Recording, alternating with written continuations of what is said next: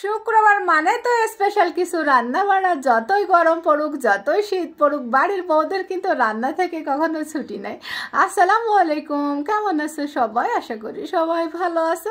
আলহামদুলিল্লাহ, আমিও আল্লাহর রহমতে ভালো আছি। তো আজকে আবার একটা ভিডিও নিয়ে আসছি। আশা করি সম্পূর্ণ ভিডিওটা দেখে সুন্দর একটা মন্তব্য রেখে যাবে। আর আজকের এই ভিডিওটা হচ্ছে শুক্রবারের ভিডিও। আমার কিন্তু সচরাচর সকালের নাস্তাটা ওইভাবে খাওয়া হয় না, যেহেতু আমি লেট লতিফ, সকালে অনেক দেরি করে উঠি, এই জন্য সকালে নাস্তাটা আমার ওইভাবে খাওয়া হয় না।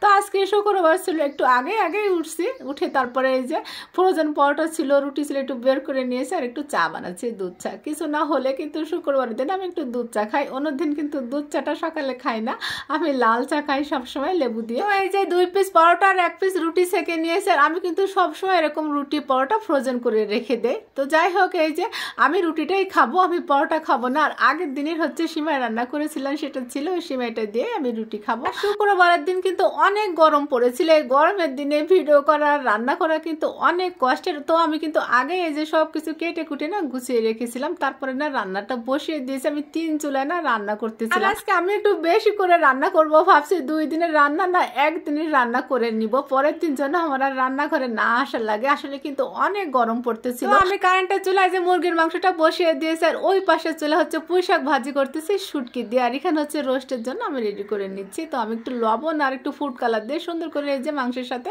মিশিয়ে নিয়েছি। আর এই যে মশলা নিয়েছি, এখানে আমি বাসায় তৈরি মশলা দিয়ে কিন্তু রোস্টটা রান্না করবো। তো মশলার মধ্যে আমি ওখানে এলাচ, দারচিনি, লং, গোলমরিচ, শাহি জিরা, জয়ফল, জয়ত্রী নিয়েছি। এটা আমি পাটায় কিন্তু বেটে নিয়েছিলাম। আর পুঁইশাক ভাজিটা হয়ে গিয়েছে, আমি নামিয়ে নিয়েছি। শুটকি দিয়ে পুঁইশাক ভাজিটা খেতে কিন্তু বেশ ভালোই লেগেছিল। আর রোস্টের চিকেনগুলো আমি ভেজে নিব। আর ওই যে কারেন্টের চুলায় মাংস বসিয়ে দিয়েছিলাম না, ওটা আমি নিচে নামিয়ে নিয়েছি। 3টা চুলা একসাথে চলতেছে না, আমার মনে হয়েছিল তাপ আমার পুরো মুখের পরে লাগতেছে, এই জন্য চুলাটা নিচে নামিয়ে নিয়েছি।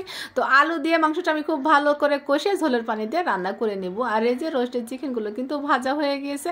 আর এখন ওই তেলে আমি পেঁয়াজ কুচি দিয়েছি। যখন ব্রাউন কালার চলে আসবে তখন আমি এখানে বাকি মশলাগুলো অ্যাড করব। এখানে সব বাটা মশলা, পেঁয়াজ বাটা, আদা বাটা, রসুন বাটা, সবগুলো আমি কিন্তু 1 টেবিল চামচ করে দিয়েছি। আর দিয়েছি এখানে টক দই, টমেটো সস, মরিচের গুঁড়া দিয়ে একটু ভেজে নিয়েছিলাম, যাতে করে আদা রসুনের কাঁচা গন্ধটা চলে যায়। তারপর আমি এখানে দিয়েছিলাম বাদাম আর কিশমিশ পেস্ট করে নিয়েছিলাম দুধ দিয়ে, এইটুকু দিয়েছি। আর পুরো রান্নাটা কিন্তু আমি দুধ দিয়ে করব। আর আমি আবার একটু দুধ দিয়ে কিন্তু কষিয়ে নিয়েছিলাম। আর এই মশলাটা দিয়েছি রোস্টের জন্য, যে মশলাটা বেটে রেখেছিলাম না, মশলাটা দিয়েছি, দিয়ে ভালো করে কষিয়ে তারপরে আমি চিকেনগুলো দিয়েছিলাম। তো দুঃখের বেশি আমি ক্যামেরা অন করতে না ভুলে গিয়েছিলাম যখন আমি এই চিকেনগুলো দিয়েছি। তো চিকেনটা দিয়ে কিন্তু আমি একটু ভালো করে মশলার সাথে কষিয়ে তারপর পরিমাণ মতো দুধ দিয়েছি। আর রোস্ট রান্না করা আমার মনে হয় সবাই জানো। নতুনরা যদি রেসিপি চাও তা কমেন্টে জানাও, আমি ইনশাল্লাহ পরে একদিন ফুল রেসিপি দিব। আর এপাশে যে আমি পোলাওটা রান্না করে নিচ্ছি, কি কোনো রেসিপি ওইভাবে শেয়ার করতেছি না। যদি তোমাদের রেসিপি লাগে অবশ্যই বলো, আমি পোলাও কিংবা রোস্ট যেটা রেসিপি চাও আমি ইনশাল্লাহ পরে একদিন ফুল ডিটেলসে রেসিপি দিব।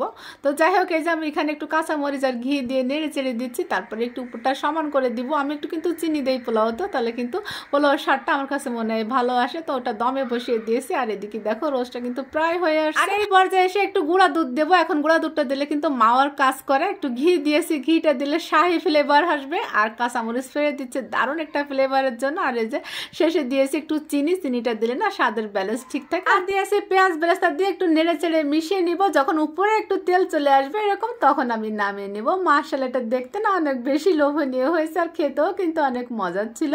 আর উপরে একটু এই যে পেঁয়াজ বেরেস্তা ছড়িয়ে দিচ্ছে। আর এই পেঁয়াজ বেরেস্তা কিন্তু আমার আগেই করা ছিল। আর মুরগির মাংসটাও হয়ে গিয়েছে। এই যে আমি উপরে একটু ভাজা জিরার গুঁড়া, একটু পেঁয়াজ বেরেস্তা দিব। আর এই মুরগির মাংস আর ওই যে পুঁইশাক ভাজিটা কিন্তু আমরা ওই দিন খাই নাই, পরের দিন খেয়েছিলাম। আর পোলাওটাও মাশাআল্লাহ অনেক ঝরঝরা হয়েছিল। তো সবকিছু এই যে আমি পরিবেশন করে নিয়েছি। তো আজ এই পর্যন্ত, সবাই ভালো থেকো, সকলের জন্য আমার দোয়া থাকবে। আর আমাকে একটু তোমাদের দোয়াতে রেখো। আসসালামু আলাইকুম।